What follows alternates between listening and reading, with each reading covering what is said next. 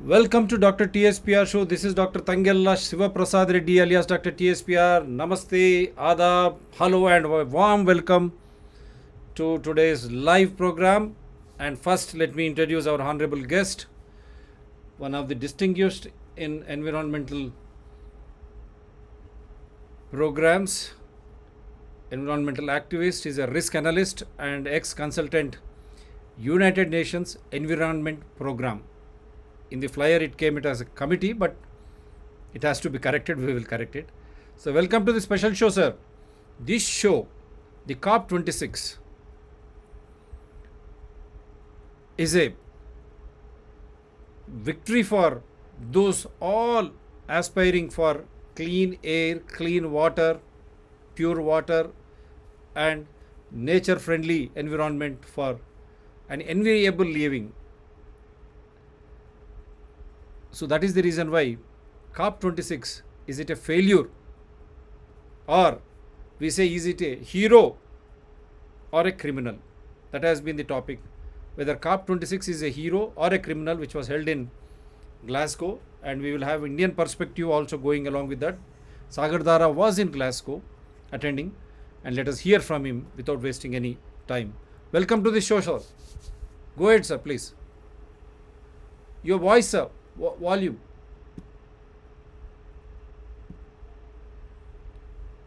No, sir, you unmute yourself, sir.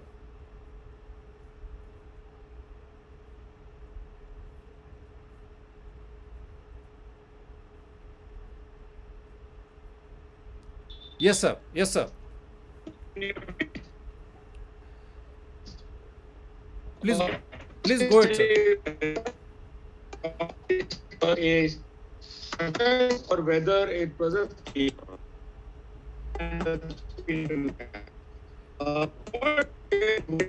Sir, your voice, your audio is not clear, sir. Your audio. You have to check your audio, please.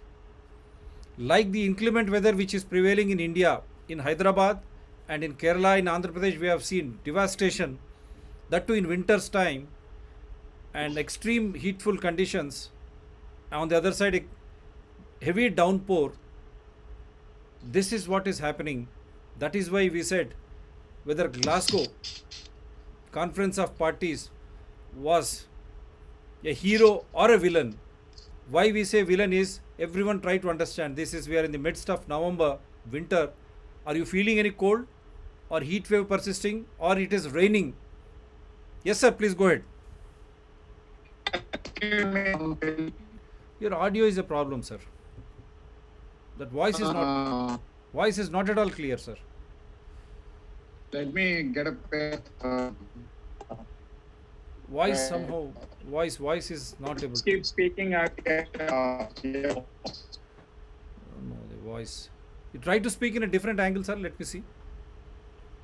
So there is some audio problem, but he'll come back to us. What happened to the Glasgow summit? In the perspective of, now I'm talking to you about Indian perspective, the same thing prevails in the world over. How the changes in the climate have been creating a havoc with the day-to-day life. That is the reason why we said whether COP26 has really led us to become a hero, wherein all these climatic changes which are happening, unpredictable changes, not an established way of weather during this part of the season, these months, this is totally different. Why? That was the reason why this COP26 at Glasgow became more and more important. Otherwise, it is nothing but digging our own grave.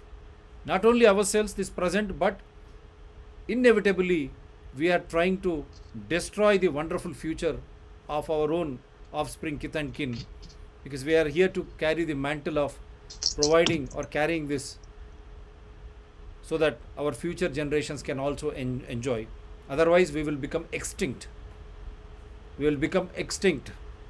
These weather patterns in different parts of the world during this time is the most talked about aspect when you relate it to Glasgow COP26, the climate summit. Whether the countries have agreed to come together and reduce this global warmth happenings because of carbon emissions or whatever it is, methane or whatever it is so called, could they come to an understanding? Did it become a hero or a criminal? As all those with those intentions, did they go and took it over, and did they impose again the same as was done in Paris? There was a lot of hope. Sagar Dhara garu, Yes. yeah, Can you see me or can you not see me? I don't see you, but I can hear you properly.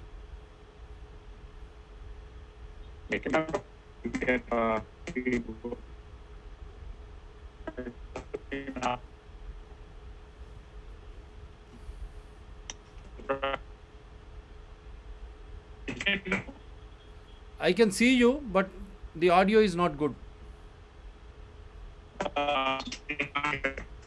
There is some problem with your internet connection or something, sir.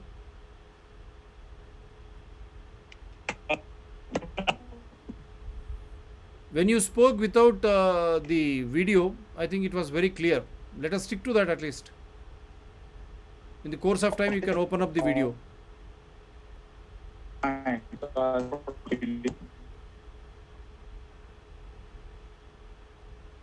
Yes, sir. You can switch off the video, sir. The voice is not at all convenient. No problem, sir. Switch off the video. And What I do. So,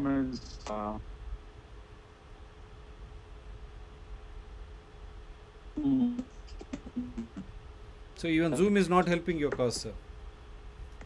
no, the problem is probably I just have to. The problem should be with your connectivity there. You are in the heart of the city, but still, it seems to be very, very poor connectivity. Okay. You Let can me. speak, sir. Now its voice is clear. Sagar Dhara garu. Okay. Can I speak now? Okay. Okay. The video is off. Yeah. Right.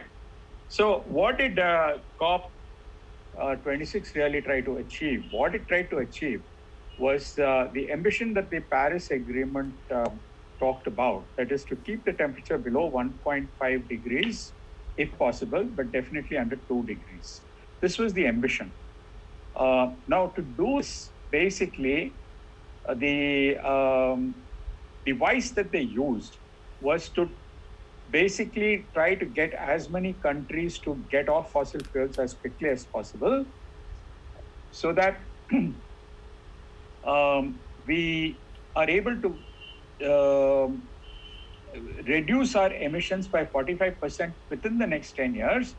And we are able to reduce our emissions to what is called net zero by about 2050.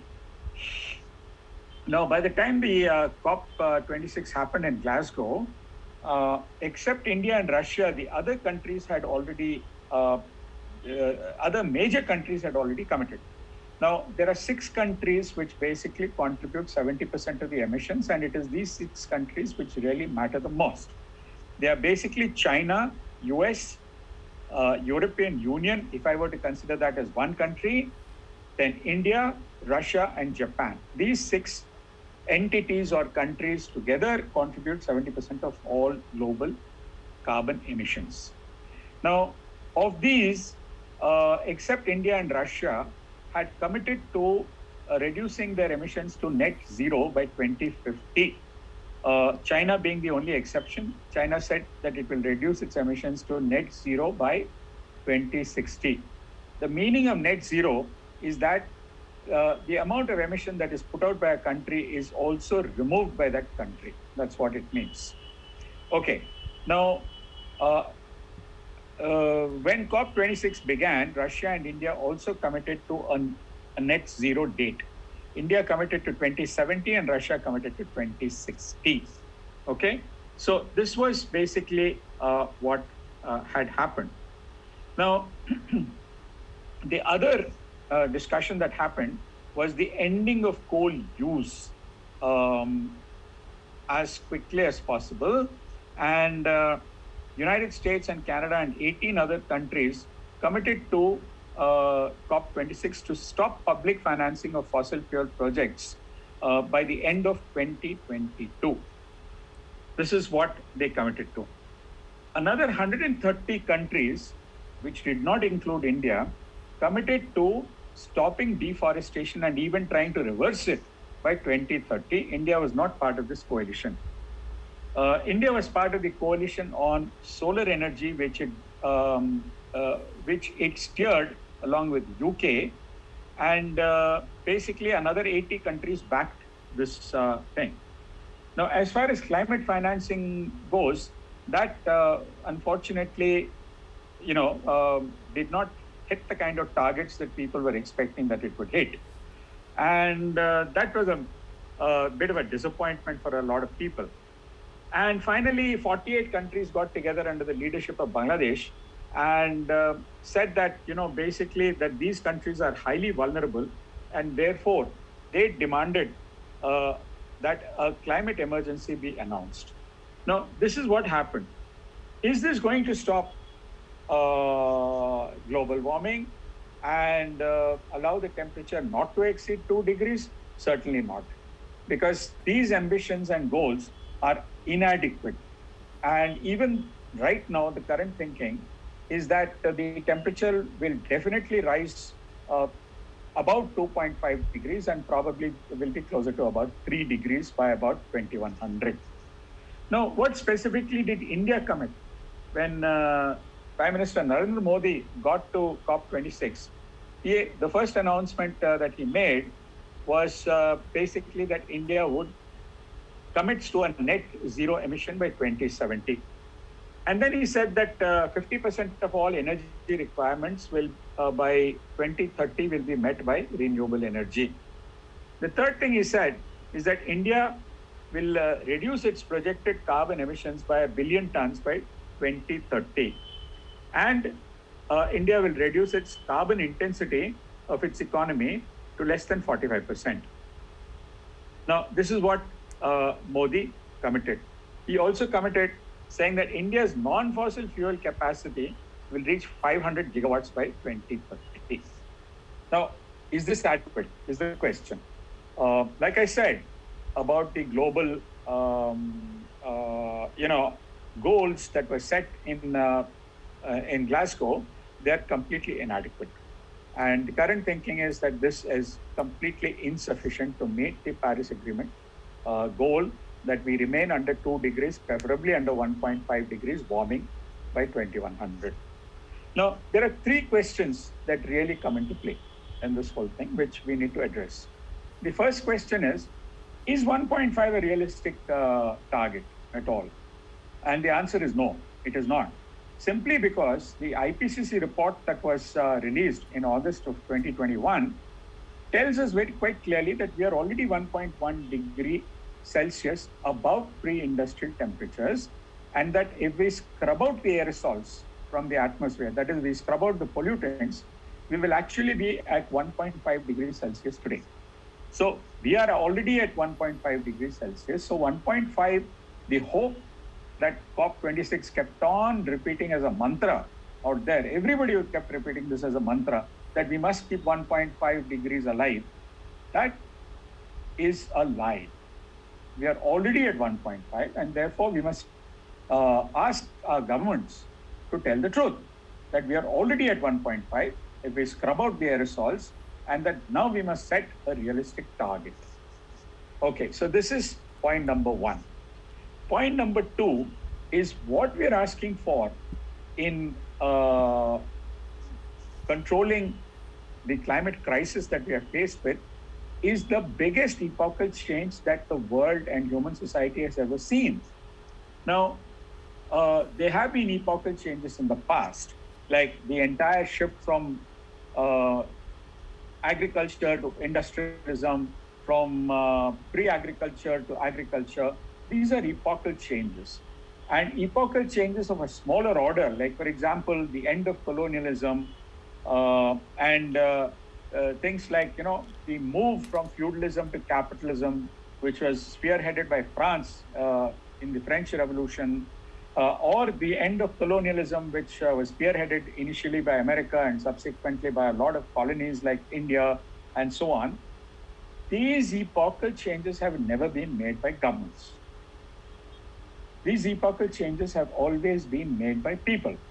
So the point is that governments definitely can make incremental changes, but they do not make epochal changes. That is what history tells us. And COP26 has failed to address this issue by giving governments of the world a very important position, but not giving the people of the world a very great importance.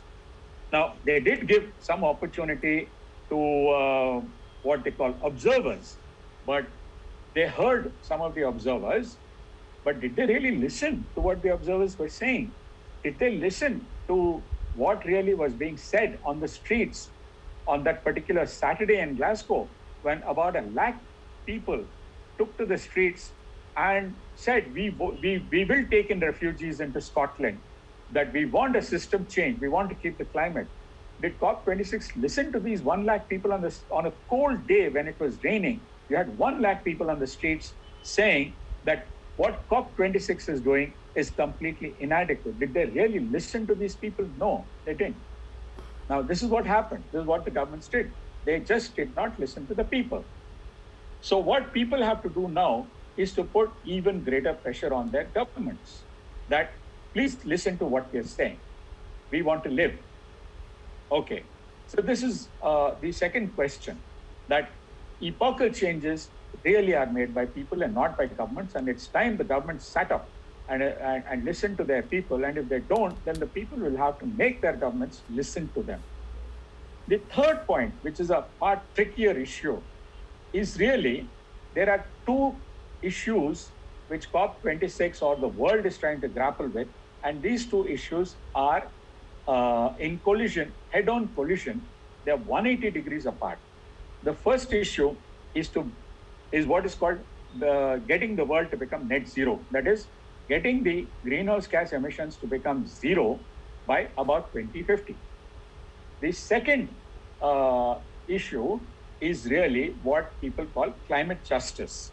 Now, this is a phrase that has entered the lexicon of not just activists, but also the governments. Okay? So what does climate justice really mean? Now, there are probably 10 different definitions of climate justice. Somebody talks about human rights. Others talk about, okay, the North countries, that is the developed countries, have emitted for 300 years and they have developed. So now the developing countries should be allowed to emit so that they can also develop. So, an importance is given to development and bringing people from under the poverty line above the poverty line. Now, basically what one has to look at is where do these two viewpoints really come from? And one has to read between the lines and see where this is all going. What really the developed countries are saying is, listen, okay, we have developed and now we want to, and we've attained a certain standard of living, and we want to retain the standard of living, for which we need to control temperature rise. That is what they're saying. And that is why they're putting a great emphasis on reducing emissions. And in particular, they're putting a lot of pressure on India and China to reduce their emissions, because both these countries are highly dependent for their energy on coal. So what the developed countries are saying is, listen, we want to retain our standards. So you, the developing countries, particularly India and China, reduce your emissions. Okay. Now, what are the developing countries basically saying? There are two parties in the developing countries. India and China are basically saying, listen, you've gone and polluted the world for 300 years, so why can't we? Why can't we also develop? Okay? So we don't want to necessarily, control our emissions until we also reach a certain standard of living. Now, even if you give them what is called the entire carbon space that is left today, India, China, and all the other developing countries cannot even become a quarter as developed as the developed world. It's not possible. We have done these computations, and these computations clearly show that it is not possible, because the cumulative emissions, per capita cumulative emissions of people in the developed world is 1,200 tons per person, whereas in the developing world, it is only a little under 100, that is 85 tons per person. Now, there isn't enough fossil fuel left, in fact, to get to 1,200 tons per person. And secondly, if you did that, it is the developing countries that are going to actually get hit the most. So there are two diametrically opposite viewpoints. The developed countries saying, listen, we want to retain our standard of living, and the developing countries saying that we want to improve our standard of living. These two are irreconcilable at this point of time. Now, even if the developing countries did use that carbon space and emitted a lot of carbon dioxide and tried to develop, it is they who are going to get hit the most, because the most vulnerable regions in the world to climate change, in fact, are the Sahel region in Africa and South Asia. And in South Asia, approximately 20 to 25% of Bangladesh will go under the sea by 2100. Pakistan will probably break up because they have just one river, and that one river, the Indus River, is dependent to the extent of 60% on glacial melt, whereas the other two major rivers in South Asia, which is the Ganga and the Brahmaputra, are dependent only to the extent of 10 to 20% on glacial melt. So what happens when the glaciers melt?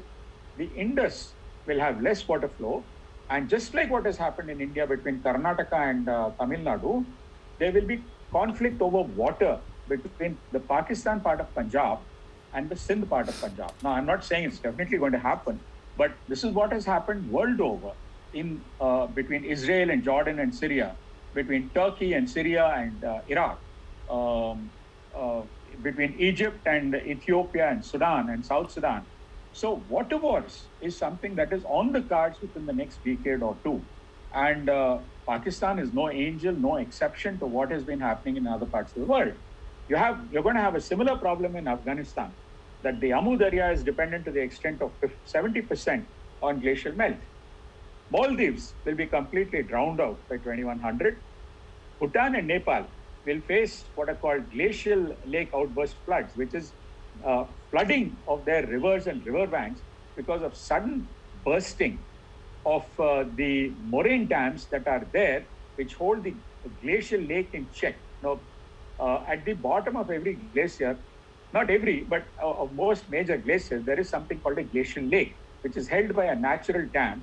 And once the dam bursts, billions of tons of water are released, and they just wash out entire villages. Already, these are called GLOFs. GLOF frequencies have increased all over the Himalayas, and they, along with the other parts of the Himalayas, which are with India or Pakistan or China, will experience this problem. India will face a multiple set of problems. It will face heat stress, it will face floods. It already is saying extreme weather events in many places, including in this year. And so India will face a multiple set of problems and will be beset by all these issues. So we are in a lose-lose situation, not in a win-win situation. And the only way that we can sort this problem out is basically if all of us hold two passports. One is a regional national passport where I am say Telangana, I am an Indian, but I also now have to have an international passport and think like other people all over the world and understand their problems. And only when all the people of the world can get together and say, no, we don't just act, in the interest of our nation state or our region, but we act in the interest of not just the nation state, but also the whole world. That is the condition under which, at least I feel, that the net zero problem and the climate justice problem can be solved. It's a wonderful aspect. Two passports. That is a big take from this show. Local or Indian perspective one, and then international one. That means cutting across the borders. If people unite only, then these emissions can be controlled, and only until and unless people become aware, these governments funded by 1% capitalists or so-called corporates, we can curb their interests, because it is the question of our survival. The world over, all the citizens, you have to unite, cutting across borders. He has very clearly put it to us, South Asia and the world, what is going to happen, and the Indian perspective also. Now you tell me, Sagar Dhara Garu, very clearly, was COP26 not cognizant of all these issues? Is it a hero or a criminal? Now, when you compare it to this aspect, how is that when the situation is so alarming? How is that COP26 was so blind? And even your Honorable Prime Minister, before leaving to Glasgow, we have seen a set of policy decisions regarding to fossil fuel, coal. They have immediately allotted, citing the shortage. Till this day, they have not come out clean in public domain as to why that shortage. Already en bloc, those coal blocks were auctioned. Then, before leaving to Glasgow, he had another major this thing. He was inviting the world to explore oil and natural gas in India. And from Glasgow, you have seen the British Prime Minister, Boris Johnson. He flies in a capitalist this thing, and then again he went to UK, London, and there they were trying to get into an agreement based on coal energy. How do you look at this scenario? Well, governments do what they do. They act in the interest of, the major power. And the major power, both in UK and in India, are basically the corporations. And like somebody commented in COP26, the biggest contingent was not that of any country. The biggest contingent actually was that of the auto industry, trying to tell the world that it is trying to become a green entity. Now, I sat out there in two events which were hosted by the aviation industry. And the aviation industry was trying to sell the line that actually they can use these very heavy batteries to fly planes, or that in future they're going to fly planes on hydrogen. Hydrogen has an extremely low energy density in terms of volumes. Now, you require a massive amount of hydrogen, and then you have to pressurize it. And once you pressurize hydrogen, the lightest known gas, it is an extremely dangerous substance, far more dangerous than LG, propane, and so on. And you do know how many accidents we have with LPG tankers and LPG storage facilities and so on. So we're going to see a lot of problem there. The other problem, of course, is how do you generate hydrogen? Now, hydrogen can be made in several ways, but basically, if you take the most basic, energy conversion, hydrogen production method, you require 5 times the amount of energy. Hydrogen is not found in nature. So you have to make hydrogen. Now, if you make hydrogen, you have to actually use 5 times the amount of energy, 5 times the units of energy you have to put in to make hydrogen, then to get 1 unit of energy from hydrogen. Now, the only way you can do this is by using solar energy. Okay? Now, you use solar energy, you still have a safety problem. But how long will PV really last? Because one of the other problems with PV and many other of these new renewable technologies, they're not really renewable because the material is not renewable.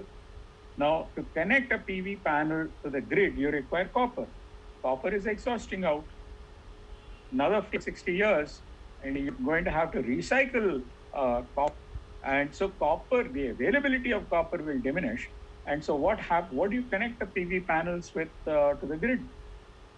So there are these enormous problems which COP26 did not even look at. Yeah. And so what really happened in COP26 is you had two sides. One side saying, there is hope. And the other side saying, there is hopeless. Right. We have got approximately 9 minutes. Now you just tell the world what is that which is really creating problems, this global warmth, and why COP26 failed, and what should we do?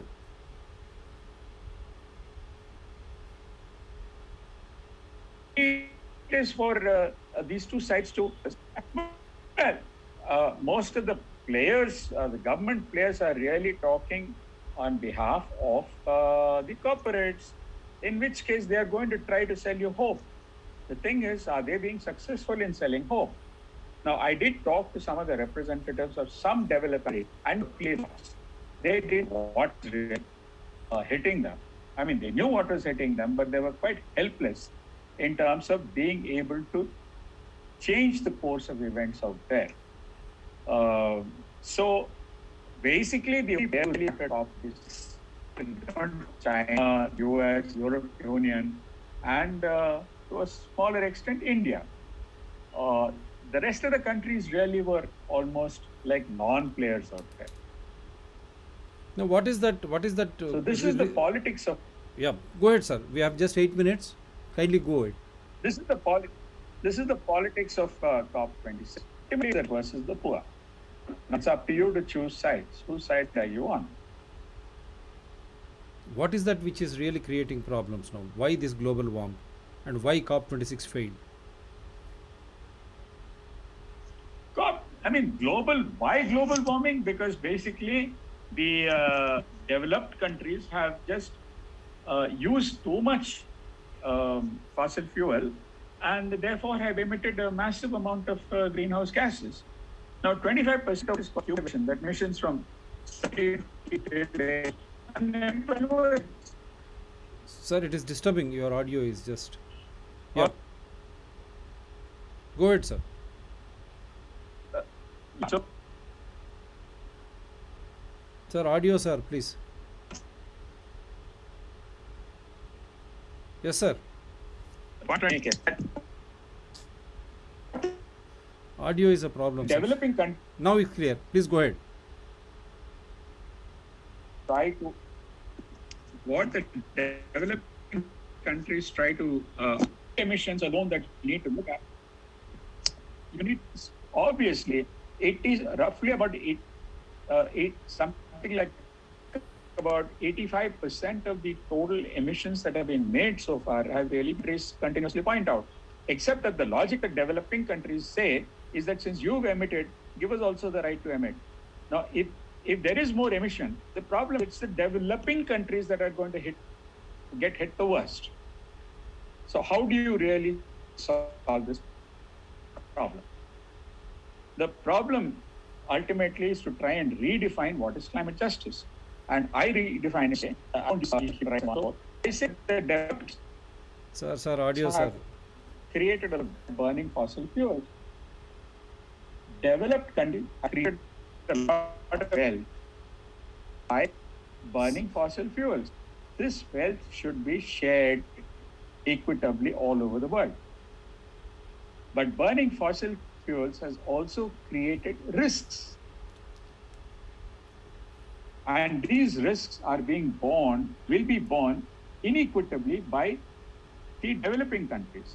These risks should be shared equitably all over the world. Now, how do you do it? We can get into the details in due course. Yeah. So you mean to say this developed countries have utilized fossil fuels and created this havoc, and that is why we are suffering now. This global warmth necessitating changes in the weather patterns unseen in this part of the season, whether it is flash floods, extreme heat conditions, or too cold. Am I right, sir? Absolutely. And now the developing countries have gained wealth by burning these fossil fuels. So that wealth should be distributed equitably across the globe so that the climate justice will be done, so that the developing countries will not burn such fuels, again creating more warmth, wherein it will melt glaciers, the seas will rise, it will just take over all the countries like Bangladesh, Maldives, and Pakistan. Once it starts melting, there will be water wars, as you have quietly pointed out, as it happens between Karnataka and Tamil Nadu, Kaveri, Telangana and Andhra Pradesh over Krishna, and other. So like that, the water crisis may also happen. Flash floods, water crisis, warmth, the heat conditions, flash floods, it will disturb the very essence of living. Am I right, sir? Is that so? Yes, absolutely. So Yeah. you mean to What say? I'm saying is that, Yep. that the wealth should be shared and the risks should also be shared, which means that if there are going to be 7 to 8 crore Bangladeshi refugees, the Sundarbans region will see that these refugees should be rehabilitated in the developed world. Did India succeed in at least carrying this word forward there? Last 3 minutes. No, India didn't. India did not even argue along these lines. What India did succeed in doing out there was, whereas the draft on coal basically said that basically, Right. okay, you know, the That- term that was used is to phase out coal, whereas what India did was used a term was used in an agreement that was to and that managed to change that phrase from phase out to phase down coal. Right. Phase That's down right. without a target doesn't mean anything. Face down without a target. India missed a chance now. As a people, we should come together to force the world, citizens across the globe, unite to force the developing countries who have burnt fossil fuels and created this warmth, and now they are responsible for risks as well as whatever is being told now. They have to share the wealth, the development, whatever they have done, achieved this wealth should be equitably distributed across the developing countries, across the world, and also the risks. If the flood happens, if the countries are going to be submerged, rehabilitation should be done by one and all. This can happen only when people come together. We have seen how the COP26 failed because the governments were supported by corporates. They were trying to hijack that 1% of the world. Now, shall 99% keep quiet? Let us unite. Let us fight. This warmth which you are seeing in this November in India itself, flash floods, extreme heat conditions, cold waves are not happening, and some part the cold waves are developing. This is extreme weather conditions because of fossil fuel burning by the developed countries, and the developing countries like India not arguing it on those lines. So as people we should connect, because if we survive, only then we can do so many things, not only for the present, for the future too. Sir, thanks a lot, sir. Thanks a lot, Sagar Dhara garu. Hope we can do Everyone. something in Hindi tomorrow if you wish the time. So let us feel that every citizen should come together irrespective of borders and governments. Only then we can save Thank you. our lives and this great planet called Earth. Thank you, sir. Take care. Tomorrow you can watch this re-telecast on Environment People at 11 a.m. Do support Dr. TSPR channels in larger public interest. Take care. Sukha Nidra Shubharatri for the world over. Good morning, good afternoon, and good evening. Bye, sir.